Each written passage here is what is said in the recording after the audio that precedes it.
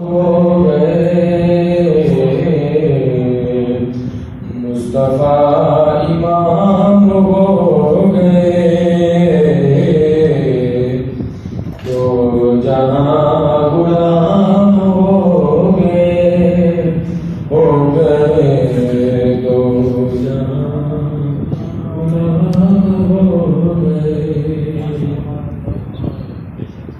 اللہ تبارک و تعالی جل جلالہ وعظم جلالہ وأعظم شانہ وأتم برہانہ کی حمد و ثنا کے بعد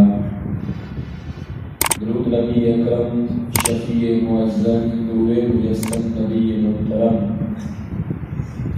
تاجدار انبیاء حبیب الکبریاء شافع روز جزا شب اسرا کے دولہا مارگ ہر و سرا صبر کائنات فخر موجودات باعث تخلیق کائنات زینت بزم کائنات دستگیر جہاں رہو سارے جہاں حضور قائد المرسلین خاتم النبیین جناب احمد مجتبی محمد مصطفیٰ صلی اللہ علیہ وآلہ وسلم کی بارگاہ عالیہ میں درود و سلام کا نذرانہ پیش کرنے کے بعد میرے انتہائی بات و احترام عزیز ساتھیوں، آج جمعۃ المبارک کا انتہائی رحمتوں اور برکتوں والا دن ہے۔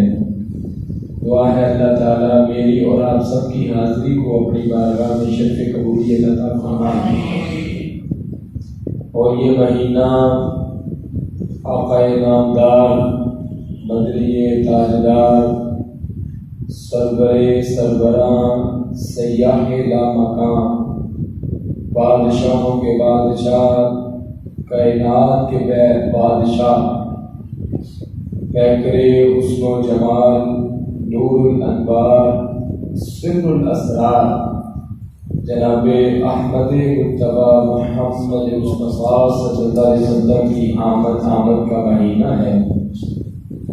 اس سے پہلے آپ صلی اللہ علیہ وسلم کے حسن کے حوالے سے، آپ کے نور ہونے کے حوالے سے کچھ باتیں آپ کے گوش گزار کی تھی۔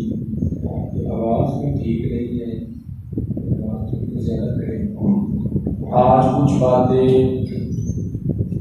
اللہ کے محبوب صلی اللہ علیہ وسلم کے اختیارات کے حوالے سے کچھ باتیں آپ کی مہذب سماعتوں کی نظر کروں گا۔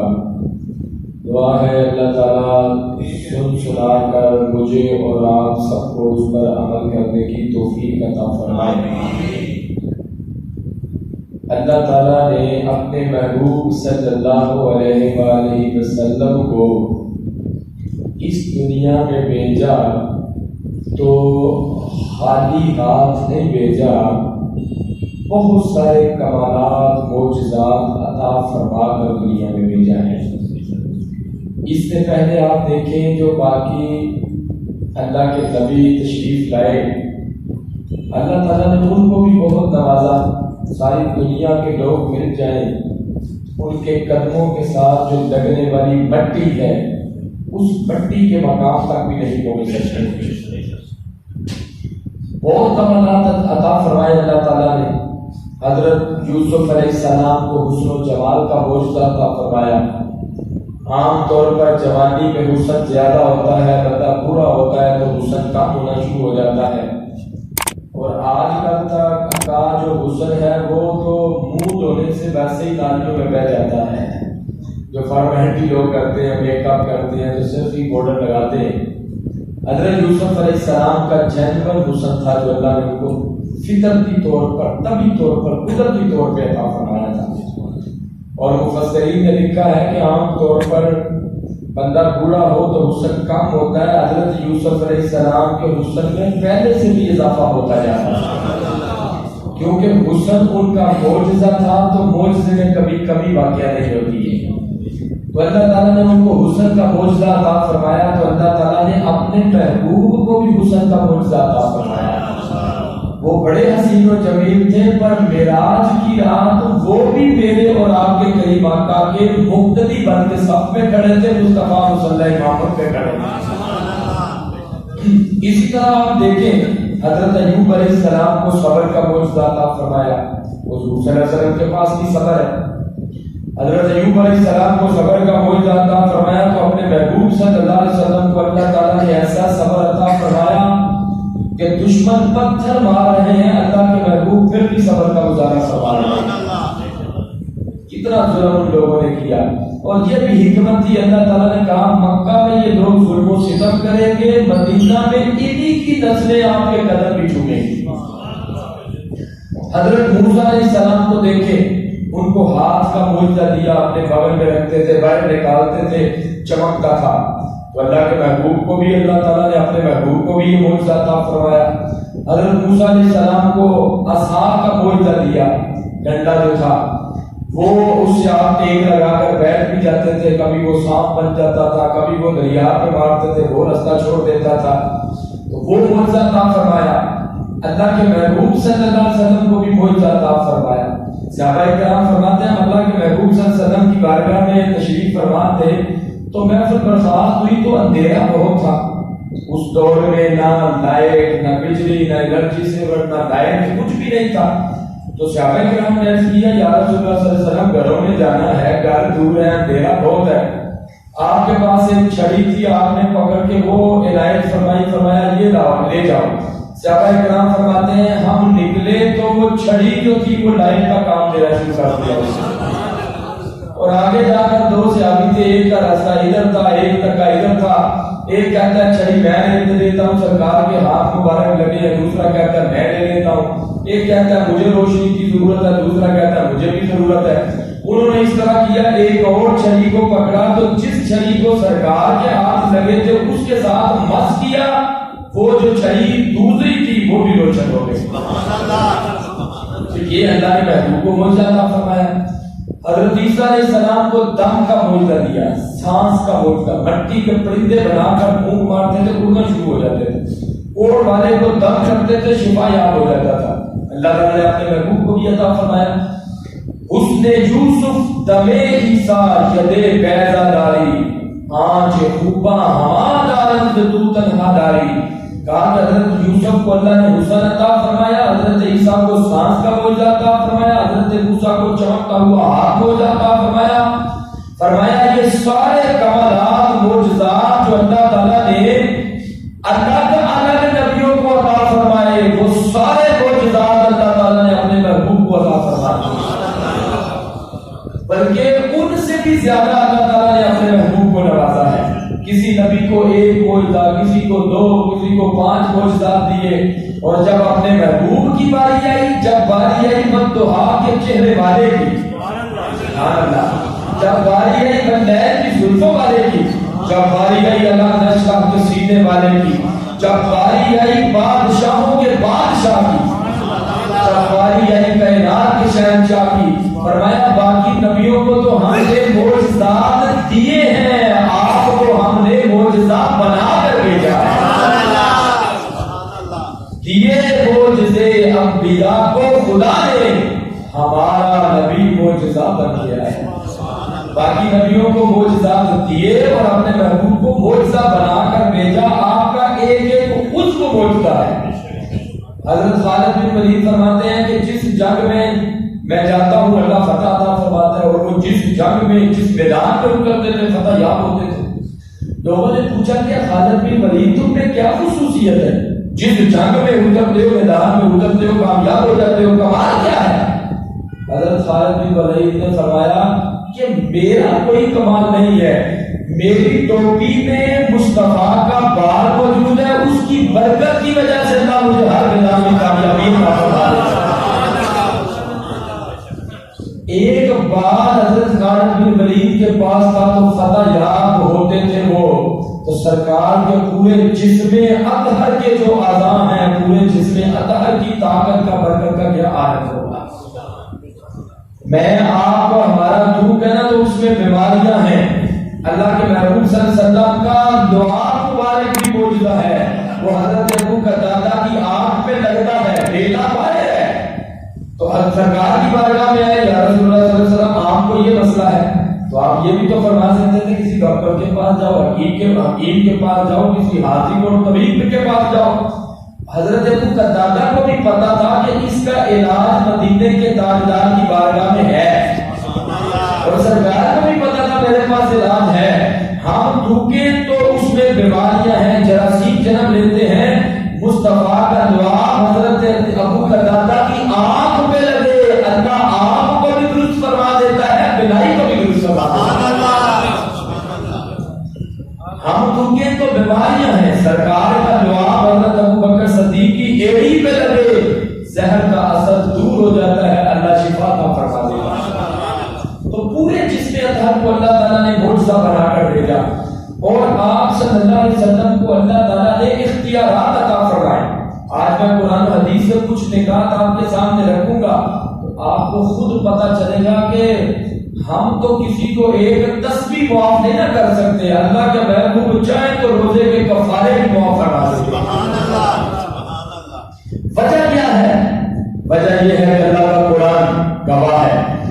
اللہ تعالیٰ قرآن میں ارشاد فرماتا ہے وَالنَّجْمِ إِذَا هَوَىٰ مَا ضَلَّ صَاحِبُكُمْ وَمَا غَوَىٰ وَمَا يَنطِقُ عَنِ الْهَوَىٰ إِنْ هُوَ إِلَّا وَحْيٌ يُوحَىٰ۔ ایک میرا اور آپ کا بولنا ہے، کبھی ہماری زبانوں پہ شیطان بھی بولتا ہے، وہ نفسانی خواہشات میں ہمیں لگا لیتا ہے۔ ایک مدینے کے تاجدار کا بولنا ہے، فرمایا میرا محبوب اس وقت تک نہیں بولتا جب تک ہماری طرف سے بولنے کا حکم نہیں دیا جاتا۔ وَمَا يَنطِقُ عَنِ الْهَوَىٰ إِنْ هُوَ إِلَّا وَحْيٌ يُوحَىٰ۔ وہ اس وقت کلام کرتے ہیں، اس وقت بولتے ہیں جب اللہ کی طرف سے بولنے کا حکم دیا جاتا ہے۔ اسی لیے تو محمد والے نے کہا اس پہ صورت نے بول نہ کی وچ صورت محمد دے بول رہے۔ ذرا محبت سے بولنا سبحان اللہ۔ اس پہ صورت نے بول نہ کی وچ صورت محمد دے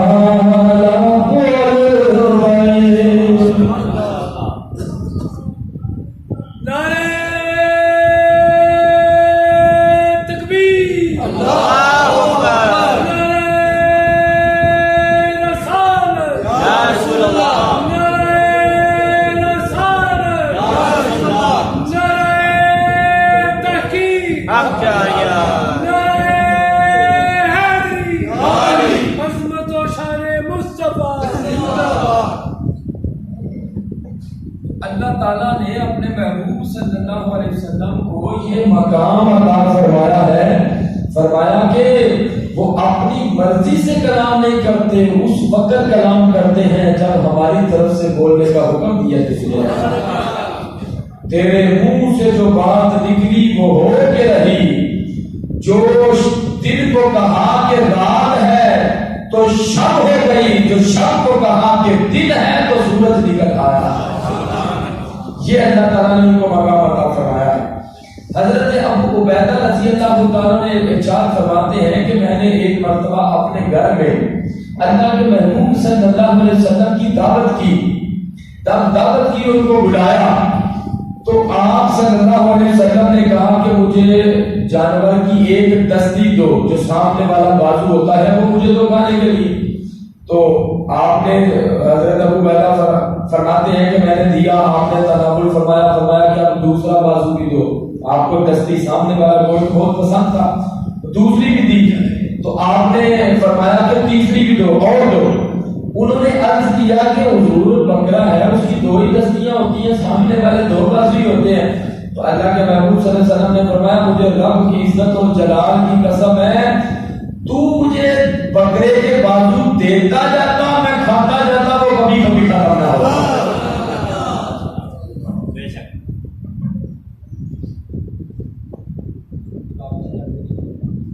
تو فرمایا کہ تو مجھے بکرے کے بازو دیتا جاتا میں کھاتا جاتا وہ کبھی بھی ختم نہ ہوتے. یہ مقام اللہ تعالیٰ نے اپنے محبوب صلی اللہ علیہ وسلم کو عطا فرما رکھا ہے. اللہ کے محبوب صلی اللہ علیہ وسلم عید الاضحیٰ کا خطبہ ارشاد فرما رہے ہیں. خطبے میں آپ نے ارشاد فرمایا کہ میرے صحابہ یہ بات یاد رکھو کہ جو قربانی ہے وہ عید کی نماز کے بعد ہوتی ہے, پہلے قربانی نہیں ہوتی. اگر کسی نے پہلے قربانی کر دی تو قربانی بھی وہ صدقے کا گوشت ہی ہے, وہ صدقہ ہے, وہ ویسے جانور تم نے ذبح کر دیا, قربانی نہیں. اور مسئلہ بھی یہی ہے کہ عید کی نماز ادا کرنے کے بعد گھر جا کے قربانی کی جائے. ہاں اگر کسی جگہ پر شہر میں عید کی نماز ہو جاتی ہے, اگر جو اس نے نہیں بھی پڑھی تو ایک جگہ پر ہو گئی تو پھر وہ قربانی کر سکتا ہے. تو حضرت ابو بردہ بن نیاز رضی اللہ تعالیٰ عنہ کھڑے ہو گئے. انہوں نے عرض کیا یا رسول اللہ صلی اللہ علیہ وسلم میرے پاس جو قربانی کا جانور تھا میں تو اس کو ذبح کر کے تو پھر آیا ہوں نماز ادا کرنے کے لیے. اب یہ یاد رکھیں کہ جو بکری کا دیسی بکرا ہوتا ہے جس کو ہم بکرا کہتے ہیں, اس کی عمر 1 سال ہو تو پھر قربانی ہوتی ہے. 1 دن بھی کم ہو تو قربانی نہیں ہوتی. گائے ہے اس کی عمر 2 سال ہو تو قربانی ہوتی ہے, کم ہو تو نہیں ہوتی. اونٹ ہے تو 5 سال ہو تو قربانی ہوتی ہے. یہ شریعت نے دن مقرر مدت اس کی مقرر کی ہے. اور اگر چھترا ہے وہ 6 مہینے سے زائد کا ہو, 6 مہینے کا ہو, دیکھنے میں سال کا لگتا ہو تو اس کی قربانی ہو جاتی ہے. حضرت ابو بردہ بن نیاز رضی اللہ عنہ کھڑے ہوئے عرض کیا حضور میں تو قربانی کر کے آیا ہوں. آپ نے فرمایا کہ کیا تیرے پاس کوئی اور جانور ہے؟ انہوں نے عرض کیا حضور ہے تو صحیح پر اس کی عمر پوری نہیں ہے, 6 مہینے کا ہے. آپ نے کیا ارشاد فرمایا؟ انہوں نے عرض کیا حضور کیا میں قربانی کر دوں, وہ 6 مہینے والے کی ہو جائے گی قربانی؟ قال نعم فلن تجزی عن احد بعدک. اللہ کے محبوب صلی اللہ علیہ وسلم نے نہیں فرمایا شریعت کا یہی حکم ہے اب تجھے سوال کا مطلب کرنا پڑے گا, نہیں فرمایا. فرمایا کہ اگر 6 مہینے کا ہے تو چلو تم کر لو, تمہیں مدینے کا تاجدار اجازت دیتا ہے. اور آگے کیا فرمایا؟ فرمایا فلن تجزی عن احد بعدک. فرمایا کہ تجھے تو میں اجازت دیتا ہوں, تیرے بعد اگر کوئی قربانی کرنا چاہے تو پورے سال کا ہی بکرا ہوگا تو پھر قربانی ہوگی, کیونکہ تجھے میں اجازت دے رہا ہوں. آپ یہ بھی تو فرما سکتے تھے نہیں شریعت کا مسئلہ ہے تو تم نے سال کا جانور جان سے مرضی لے کر آؤ. نہیں, آپ نے فرمایا آپ خود بھی سمجھتے تھے کہ ایک خدا کا جو بنایا ہوا قانون ہے وہ بھی شریعت کا اصول ہے, اور جو مدینے کے تاجدار کی زبان اقدس سے نکل جاتا ہے وہ بھی شریعت کا قانون بن جاتا ہے. فلن تجزی عن احد بعدک. فرمایا کہ تیرے بعد کسی کو اجازت نہیں ہے, تجھے میں اجازت دیتا ہوں. مکہ شہر میں اللہ کے محبوب صلی اللہ علیہ وسلم نے منع فرمایا. فرمایا کہ یہاں کے درخت کاٹنا, گھاس کاٹنا منع ہے, کیونکہ مکہ امن کا شہر ہے, یہاں کے درخت اور جو گھاس ہے نہیں کاٹ سکتے. تو ایک صحابی نے عرض کیا یا رسول اللہ صلی اللہ علیہ وسلم یہ اسخر گھاس ہے, اسخر بھی پڑھا جاتا ہے, ازخر بھی پڑھا جاتا ہے اس کو. تو عرض کیا کہ حضور یہ جو گھاس ہے یہ لمبا لمبا گھاس ہے تو ہم اس کو کاٹتے ہیں, اپنی چھتوں پہ ڈال دیتے ہیں تو ہماری چھتیں محفوظ ہو جاتی ہیں, مٹی وغیرہ وہ پھر باہر نہیں بیٹھ جاتی. تو اس کی ہمیں اگر آپ اجازت دے دیں فَإِنَّا نَجْعَلُهُ فِي بُيُوتِنَا وَقُبُورِنَا, ہم قبروں پہ بھی ڈالتے ہیں تاکہ مٹی بہہ نہ جائے, چھتوں پہ بھی ڈالتے ہیں. اللہ کے محبوب صلی اللہ علیہ وسلم نے نہیں فرمایا نہیں شریعت کا قانون ہے بھائی نہیں کاٹ سکتے.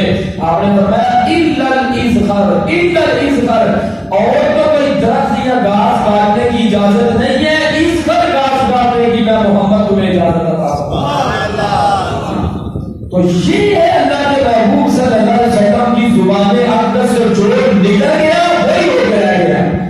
اس لیے بخاری شریف کی روایت ہے, آپ نے ارشاد فرمایا وَأَنِّي قَدْ أُوتِيتُ مَفَاتِيحَ خَزَائِنِ الْأَرْضِ. فرمایا یہ زمین کے جتنے خزانے ہیں سارے بنائے اللہ تعالیٰ نے ہیں اور سب کی چابیاں اللہ نے مجھے عطا فرما خزانے بنائے کس نے ہیں؟ اللہ نے، اور چابیاں اللہ تعالیٰ نے مجھے عطا فرما دی ہیں۔ اگر وہ جنت کے مالک نہیں ہے تو آپ نے کیوں فرمایا ابو بکر فی الجنہ، کیوں فرمایا عمر فی الجنہ، کیوں فرمایا عثمان فی الجنہ، کیوں فرمایا علی فی الجنہ؟ میں آپ کو کسی کو نہیں کہہ سکتے کہ تو جنتی ہے تو دوستی، ہاں آپ امید رکھ سکتے ہیں اللہ بخش دے گا۔ پتہ چلا کہ جنت کی خوشخبری وہی دیتا ہے جو مالک ہوتا ہے، جنت کو بنانے والا اللہ تعالیٰ ہے، مالک اللہ نے اپنے محبوب کو بنا دیا۔ پتہ چلا وہ خدا زمین و زمان کا خالق ہے، اپنے محبوب کو زمین و زمان کا مالک بنا دیا۔ محبت سے سبحان اللہ۔ وہ خدا خوشگوار کا مالک ہے، مصطفیٰ کو خوشگوار کا مالک بنا دیا۔ وہ بحر بر کا مالک ہے، مصطفیٰ کو بحر بر کا مالک بنا دیا۔ وہ جن و بشر کا مالک ہے، جو جن و بشر کا مالک ہے، وہ حور ملک کا مالک ہے، یہ حور ملک کا مالک ہے۔ فرمایا کہ کائنات کو بنایا اللہ نے ہے، مالک فرمایا ہم نے اپنے محبوب کو بنا دیا۔ سب کہتے ہیں جی اللہ دیتا ہے، جو نہیں بھی ہے پیتا رکھتے، جو غیر مقلد ہے وہ بھی کہتے ہیں جی اللہ دیتا ہے، اللہ ہی دیتا ہے، کوئی کسی کی کیا ضرورت ہے کو دے سکے۔ چلو جی 1 منٹ کے لیے مان لیتے ہیں، میں بھی کہتا ہوں اللہ ہی دیتا ہے۔ بولو کون دیتا ہے؟ اونچا بولو نا، کون دیتا ہے؟ اللہ ہی دیتا ہے۔ اور اللہ کس کو دیتا ہے؟ بخاری شریف پڑھو، فرمایا واللہ یعطی وعلا قاسم، اللہ مجھے عطا فرماتا ہے، آگے میں لوگوں میں تقسیم فرماتا ہوں۔ اللہ ہی دیتا ہے، کوئی کس کو دیتا ہے؟ اللہ تعالیٰ فرمایا کہ اللہ واللہ یعطی، اللہ مجھے عطا فرماتا ہے، وعلا قاسم، آگے میں لوگوں میں تقسیم فرماتا ہوں۔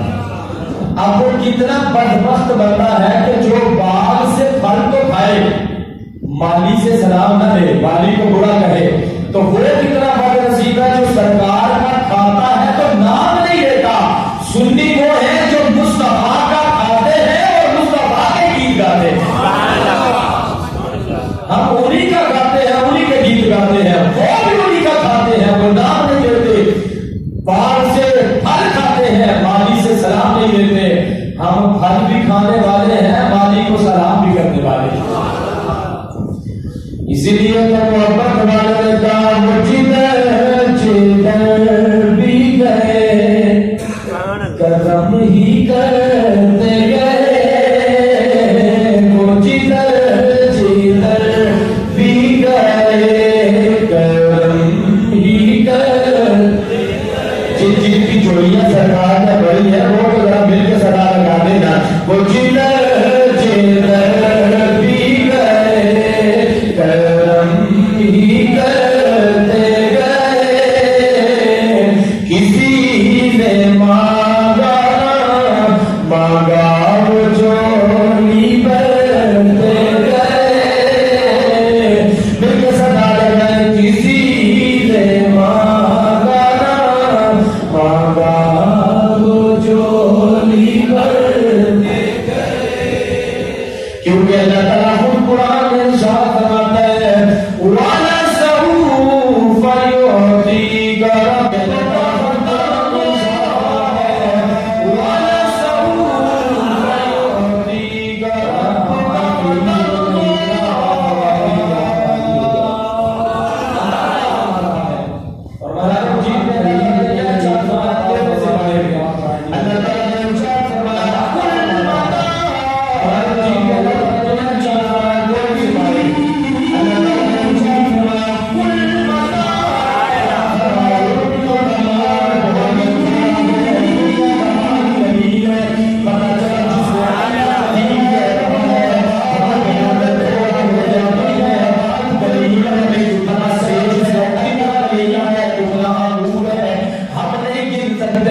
کتنے گندم کے دانے ہیں، کتنے چاول ہے، کتنا سونا ہے، کتنی چاندی ہے، کتنے پیسے ہیں، کتنا ڈالر ہے، ہم نہیں گن سکتے۔ ہم کہتے ہیں بہت زیادہ ہے، لیکن اللہ فرماتا ہے تمہاری نظر میں زیادہ ہے، ہماری نظر میں تو بہت تھوڑا ہے۔ جملہ سنے گا تو ایمان پیدا ہوگا۔ فرمایا تمہاری نظر میں پھل بہت زیادہ ہے، پیسہ بہت زیادہ ہے، ڈالر بہت زیادہ ہے، جائیداد بہت زیادہ ہے، لیکن یہ تمہاری نظر میں ہے، ہماری نظر میں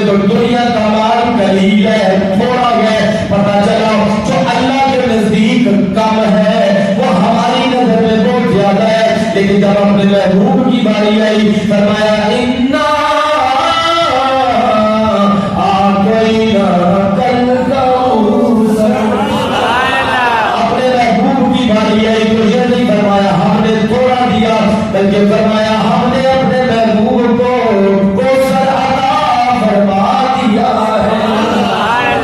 تو کوثر کہتے ہیں کثرت کو، بہت زیادہ دیا، جو اللہ کی نظر میں تھوڑا ہے ہم اس کا اندازہ نہیں لگا سکتے، تو جو اللہ کی نظر میں بہت زیادہ ہے اس کا اندازہ کون لگا سکتا ہے؟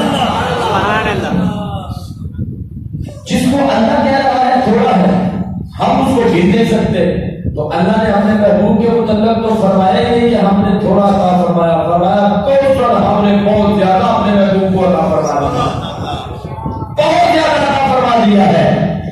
اور پھر آپ دیکھیں کہ اللہ نے اپنے محبوب کو عطا فرمایا ہے، اور اللہ تعالیٰ کے محبوب پھر آگے اپنے غلاموں کو عطا بھی فرماتے ہیں۔ ان کی بارگاہ میں اگر کوئی آتا ہے نا سوالی بن کے، منگتا بن کے، تو وہ منگتا یا سوالی نہیں رہتا، مصطفیٰ اس کو کائنات کا بادشاہ بنا دیتے ہیں، بادشاہ بنا دیتے ہیں۔ ایک شخص حضور کی خدمت میں حاضر ہوا، آ کر عرض کرنے لگا یا رسول اللہ صلی اللہ علیہ وسلم میں ہلاک ہو گیا، میں ہلاک ہو گیا، میں ہلاک ہو گیا۔ آپ نے فرمایا کیا ہوا؟ اس نے کہا کہ میں نے روزہ رکھا تھا تو روزہ رکھ کے پھر توڑ دیا میں نے، تو جو بندہ روزہ رکھ کے روزہ توڑ دیتا ہے اس کا کفارہ ہے۔ آپ بھی کفارہ ہوئی ہے، یا وہ 60 مسکینوں کو کھانا کھلائے، یا 60 دن کے مسلسل روزے رکھے، یا پھر ایک غلام کو آزاد کرے۔ یہ 3 صورتیں ہیں۔ چوتھی صورت ہے کو کھانا کھلانا، 60 دن کے مسلسل روزے رکھنا، یا پھر ایک غلام کو آزاد کرنا۔ تینوں میں سے ایک پہ عمل کر سکتا ہے جس پہ چاہے۔ اس نے جب عرض کیا حضور ہلاک ہو گیا، ہلاک ہو گیا، تو آپ نے ارشاد فرمایا کہ اس کا تو کفارہ ہے، تو کیا تو 60 دن کے روزے رکھ سکتا ہے؟ اس نے کہا اگر 60 رکھنے ہوتے تو پھر ایک ہی کیوں توڑتا، ایک ہی کیوں توڑتا، 60 رکھنے ہوتے، آپ کی خدمت میں آ کر بھی 60 ہی رکھنے۔ اس نے کہا یا رسول اللہ صلی اللہ علیہ وسلم نہیں، میں تو نہیں رکھ سکتا۔ آپ نے ارشاد فرمایا پھر 60 مسکینوں کو کھانا کھلا سکتا ہے؟ اس نے عرض کیا حضور نہیں، میں کھانا بھی نہیں کھلا سکتا۔ آپ نے فرمایا پھر تو کیا ایک غلام آزاد کر سکتا ہے؟ اس نے عرض کیا یا رسول اللہ صلی اللہ علیہ وسلم میں غلام بھی آزاد نہیں کر سکتا۔ اب وقت کا بڑے سے بڑا مفتی بھی ہے، اس کے پاس چلے جاؤ، روزے کا کفارہ کیا ہے، وہ یہ 3 چیزیں بتائے گا، حدیث پاک میں یہ 3 چیزیں ہیں۔ اس شخص نے دینوں کے بارے میں انکار کر دیا، اس نے کہا حضور میں تو نہیں کر سکتا۔ اس کو بھی پتا چلا کہ میں ایسی بارگاہ میں آ گیا ہوں جو مسئلہ کہیں سے بھی حل نہ ہو، آمینہ کے لال کی بارگاہ میں وہ مسئلہ بھی حل ہو جاتا ہے۔ اور آپ بخاری شریف کو لا کر دیکھیں، اس کے کتاب الصوم میں یہ روایت موجود ہے، ترمذی شریف کے ابواب الصوم میں ہے، دیگر کتب میں موجود ہے۔ آپ نے یہ نہیں فرمایا کہ 60 دن کے روزے رکھو، یہ نہیں فرمایا 60 مسکینوں کو کھانا کھلاؤ۔ سوالیہ انداز میں پوچھا کیا تو 60 دن کے روزے رکھ سکتا ہے؟ مطلب کیا تھا؟ مطلب یہ تھا اگر نہیں بھی رکھ سکتا تو اس بارگاہ میں آ گیا ہے کہ پھر خیر ہی خیر ہے، 60 مسکینوں کو کھانا کھلا سکتا ہے۔ سوالیہ انداز میں، استفہامیہ انداز میں پوچھا، عرض کیا نہیں فرمایا غلام آزاد کر سکتا ہے؟ اس نے کہا یہ بھی نہیں کر سکتا۔ آپ نے حکم نہیں کہا کہ کرو، اور یہ بھی نہیں فرمایا کہ تو 3 کام نہیں کر سکتا، تو پھر اب تو کوئی آپشن ہی نہیں ہے، تو تینوں میں سے ایک پر عمل کرنا پڑے گا۔ نہیں، سرکار کو بھی پتا تھا کہ جو اس زبان سے نکل جاتا ہے وہ شریعت کا قانون بن جاتا ہے۔ آپ نے اس بندے کو ارشاد فرمایا بیٹھ جائے، وہیں پر بیٹھ گیا۔ اتنی دیر میں ایک شخص کھجوروں کا بڑا ٹوکرا لے کر آیا، کھجوروں سے بڑا ہوا تھا وہ ٹوکرا۔ آپ نے ارشاد فرمایا کہ وہ بندہ کہاں گیا جی جو کہتا تھا روزہ توڑ دیا تو کفارہ نہیں دے سکتا، ساتھ بیٹھا ہوا تھا۔ آپ نے ارشاد فرمایا جاؤ یہ کھجوریں لے کے جاؤ، جا کر غریبوں میں بانٹ دو، تیرا کفارہ ادا ہو جائے گا۔ جس کو سمجھ آئی ہے محبت کا اظہار کرتا ہے، بات سمجھ آئے تو بار بار بڑا کہتا اچھا نہیں لگتا، سرکار کو ہم اصل میں دان دے رہے ہیں، ان کے حسن کو، ان کے کمالات کو دان دے رہے ہیں۔ جب بھی دل بلبل کے سامنے پھول کا ذکر ہوتا ہے وہ مچل جاتی ہے، مچھلی کے سامنے پانی کا ذکر ہو وہ مچل جاتی ہے، سرکار کے غلام کے سامنے آقا کا ذکر ہو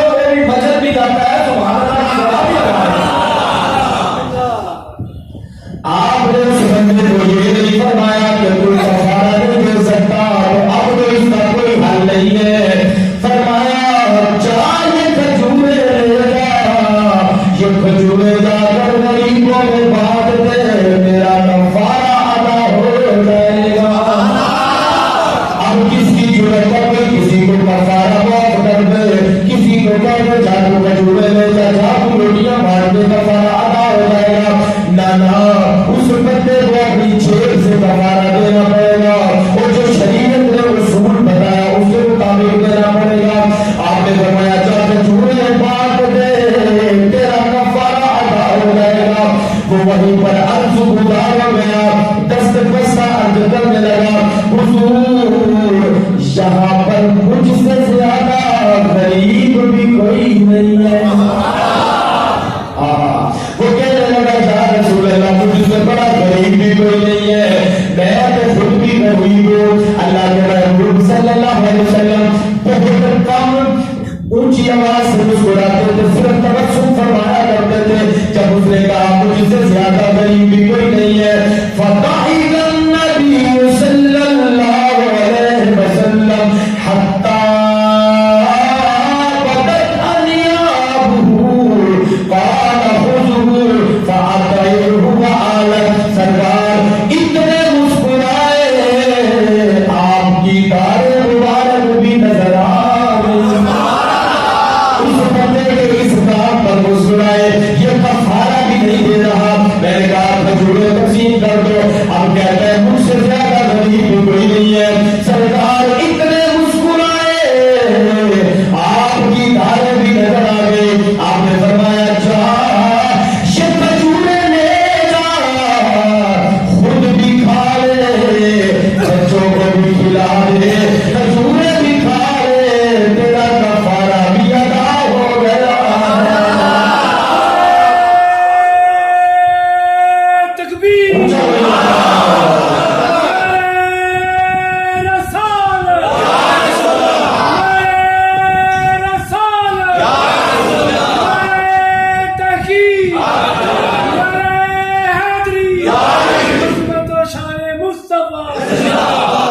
اختیارات مصطفیٰ, اختیارات مصطفیٰ. اگر آپ مجھے حکم کریں گے نا تو اگلے جمعے میں کتاب لے آؤں گا, اور اگر ابھی کہتے ہیں تو ابھی بھی آپ کو دکھا سکتا ہوں یہ حدیث کہ فرمایا کہ کھجورے جا کر بچوں کو بھی کھلا دے, خود بھی کھا لے, کفارہ بھی ادا ہو جائے گا. ایمان سے بتاؤ آج کوئی عالم دین یہ اجازت دے سکتا ہے؟ بولو دے سکتا ہے؟ کوئی مگر کا مفتی, کوئی عالم دین, کوئی حافظ, کوئی قاضی, کوئی چودھری, کوئی لیڈر, کوئی سیاستدان معاف کر سکتا ہے, کفارہ نہیں کر سکتا. تو یہی تو میرا موضوع ہے کہ اللہ نے اپنے محبوب کو خالی نہیں بھیجا, اپنے محبوب کو اختیارات عطا فرما کر بھیجا. یہ ہم رکوع میں جاتے ہیں تو 3 مرتبہ 5 مرتبہ 7 مرتبہ تسبیح پڑھنا, ہم سبحان ربی العظیم پڑھتے ہیں, یہ سنت ہے. مجبوری کی وجہ سے اگر نہیں پڑھ سکا تو ثواب میں کمی آئے گی, لیکن رکوع ہو جائے گا. اگر آپ کسی بندے سے پوچھیں کہ بھئی مجھے تسبیح ہاں تو معاف کر دو, وہ معاف کر سکتا ہے؟ نہیں. سورۃ فاتحہ مسجد نماز میں پڑھتے ہیں, کسی کو سورۃ فاتحہ نہیں پڑھ سکتا, مجھے اجازت ہے تو نہیں اجازت مل سکتی. پتہ چلا میں آپ کسی کو ایک تسبیح معاف نہیں کر سکتے. مدینے کے تاجدار جس کو چاہتے ہیں روزے کا کفارہ بھی معاف فرما دیتے ہیں. آپ نے اس کو روزے کا کفارہ معاف فرما دیا. فرمایا تو اس بارگاہ میں آ گیا ہے, اب کفارہ جانے, محمد جانے, تو جا کے کھجورے کھا, اپنے بچوں کو بھی جا کے کھلا. اسی لیے تو اعلیٰ حضرت کے بھائی فرماتے ہیں آتا جب فقیروں پہ انہیں کچھ پیار ایسا آتا ہے. مل کے نام سدا لگا لو آپ ذرا. آتا جب فقیروں پہ انہیں کچھ پیار ایسا خود بھی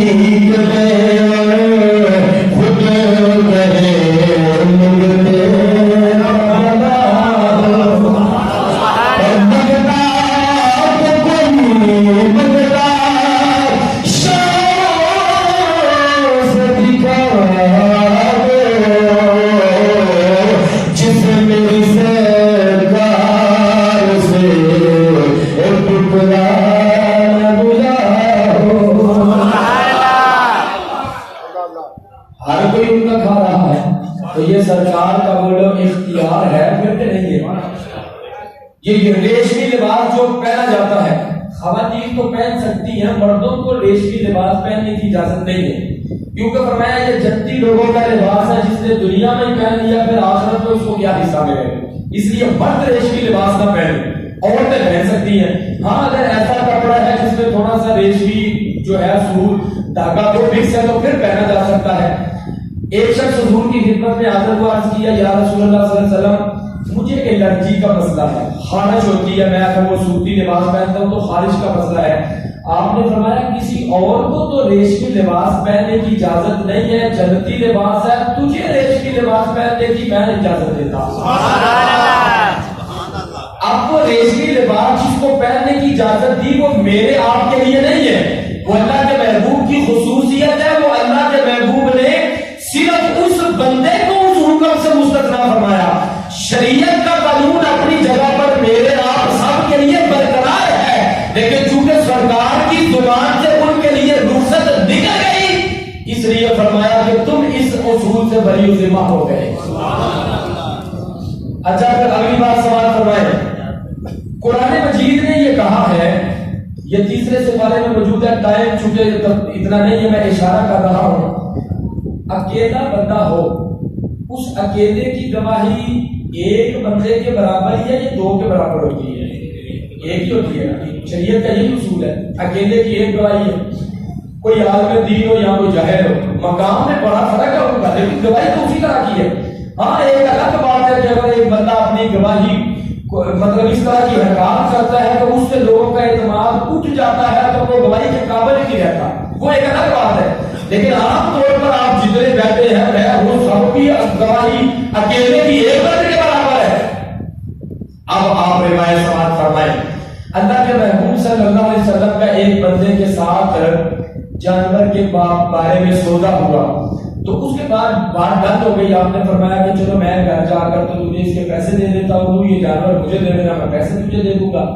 یہ صرف ہمیں بتانے کے لیے تھا کہ سودا اس طرح کرنا ہے، ورنہ یہ کیا سودا کر سکتا ہے کہ سرکار کے پاس پیسے نہ ہو۔ آپ تو فرماتے ہیں کہ میں چاہوں تو احد پہاڑ جو ہے وہ سونے کا بن جائے اور میرے ساتھ چلنا شروع کر۔ سبحان اللہ۔ وہ سارے مزاروں کو مارے گئے کہ ہمیں بتانا مقصود تھا کہ سودا تم نے ایسے کرنا ہے۔ آپ کے ساتھ بات فائنل ہوگی، آپ نے چلو کہا چلو گھر جا کے میں تمہیں پیسے دیتا ہوں تو تو یہ جانور تجھے دے دینا، اس نے کہا ٹھیک ہے۔ تو تھوڑا سا عرصہ گزرا تو اس کو ایک مہنگا گاہک مل گیا، تو پھر آپ کو پتہ ہے لالچ ہی ہوتا ہے، وہ بندہ کہنے لگا کہ مجھے زیادہ پیسے ملے ہیں، چلو اللہ کے رسول کے ساتھ جب بات ہوئی تھی کون سا کوئی گواہ تھا تو میں اس بندے کے ہاتھوں میں بیچ دیتا ہوں، اس نے اس کے ساتھ سودا کر دیا۔ تو اللہ کے محبوب صلی اللہ علیہ وسلم نے کو جب پتا چلا تو آپ نے فرمایا بھائی تیری تو میرے ساتھ بات فائنل ہو چکی تھی، تو تم اب یہ جانور کسی کے ہاتھ کیسے بیچ سکتے ہو؟ جب ہماری بات طے ہو گئی، پیسے طے ہو گئے، ریٹ طے ہو گیا، وقت طے ہو گیا کہ اتنے وقت میں تجھے پیسے دے دیتا ہوں۔ اس نے اپنی بات سے پھر دیا، کہنے لگا جی کوئی سودا نہیں ہوا اس بات پر، اگر سودا ہوا ہے تو سودے پر کوئی نہ کوئی گواہ ہوتا ہے، تو آپ کوئی گواہ تو پیش کریں۔ یہ بات ہونے لگی تو آپ نے فرمایا کہ اللہ تعالیٰ اس بات پر گواہ ہے۔ بہرحال جب یہ بات ہونے لگی تو سرکار کے بڑے پیارے صحابی ہیں، بڑی ان کی انفرادیت ہے، حضرت خزیمہ تشریف لے آئے۔ واپس آپ کے سننے والی بات آئی ہے، حضرت خزیمہ تشریف لائے تو انہوں نے پوچھا کیا ہوا؟ حضور صلی اللہ علیہ وسلم نے فرمایا اس طرح میرا ان کے ساتھ سودا ہوا تھا تو اپنی بات سے پھر رہا ہے، یہ کہتا کوئی سودا نہیں ہوا، کوئی گواہ پیش کرو۔ حضرت خزیمہ نے کہا کہ میں گواہی دیتا ہوں، اس بندے کو کہا میں گواہی دیتا ہوں کہ تیرا سودا ہو چکا ہے۔ سبحان اللہ۔ جب انہوں نے گواہی دی تو میرے رب کے کریم آقا جناب احمد مجتبی محمد مصطفیٰ سب کہیے صلی اللہ علیہ وسلم نے ارشاد فرمایا اے خزیمہ تو نے ہمارے سودے پر گواہی کیسے دے دی جب میرا اور اس کا سودا ہوا تھا کوئی بندہ بھی موجود نہیں تھا، تو بھی موجود نہیں تھا، تو گواہی دینے کے لیے تو موقع پہ موجود ہو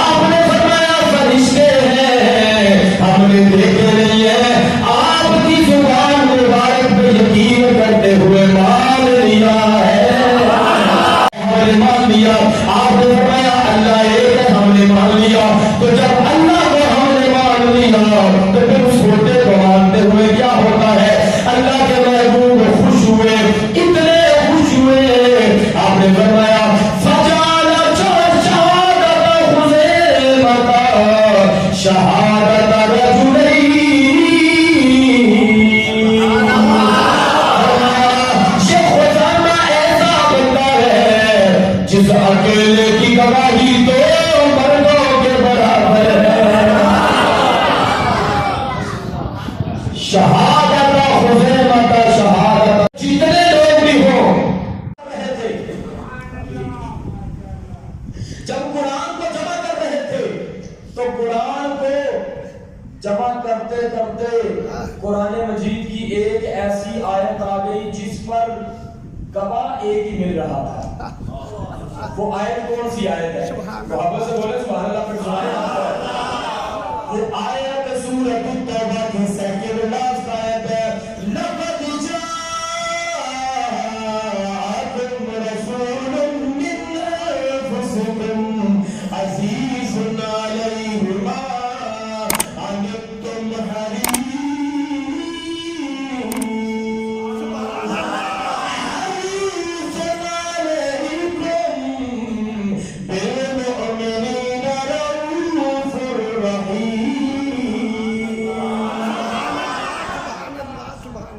जब हजरत उस्मान गनी हजरत ज़ैद बिन साबित कुरान जमा कर रहे थे तो जमा करते करते जब ये कुरान की आयत आई तो ये हजरत खुज़ैमा से मिल रही थी आयत, क्योंकि वो लिखा हुआ था ना, मतलब पत्तों पे लिखा हुआ था, चमड़े पे लिखा हुआ था, तो ये आयत सिर्फ हजरत खुज़ैमा से मिल रही थी। तो सहाबाए किराम सोचने लगे, हजरत उस्मान गनी हजरत ज़ैद बिन साबित, कि हमने तो उसूल ये रखा है कि कुरान मजीद उससे लेंगे, हर आयत उससे लेंगे जिस पर कम से कम दो गवाह हो, तो यहाँ पर तो अकेला गवाह है। तो दूसरे सहाबा ने याद करवाया, और भाई तुम्हें पता नहीं है खुज़ैमा वो है जिसके लिए मदीने के ताजदार ने फरमाया था इस अकेले की गवाही दो मर्दों के बराबर है। नारे तकबीर, नारे रिसालत, नारे रिसालत, नारे हैदरी। तो सहाबा ने कहा ये खुज़ैमा के बारे में याद नहीं, इनके मतलब तो बद्दुआ के चेहरे वाले ने फरमाया था जहाँ पर ये अकेला हो इसकी गवाही दो मर्दों के बराबर है। और ये जो मैंने आयत पढ़ी है ये हजरत खुज़ैमा से लेकर इसको कुरान मजीद में दर्ज किया गया। और अगला जुमला क्या कि मैं गुफ्तगू को मुकम्मल करना चाहूंगा, आप ईमान से बताएं, हवाला देना मेरा काम है, ईमान से बताएं कि सरकार को पता नहीं था जब कुरान को जमा करने का वक्त आएगा तो ये कुरान की आयत होगी तो इस पर अकेले ही गवाह हजरत खुज़ैमा होगा, इसलिए मैं इस अकेले की गवाही को पहले ही दो मर्दों की गवाही।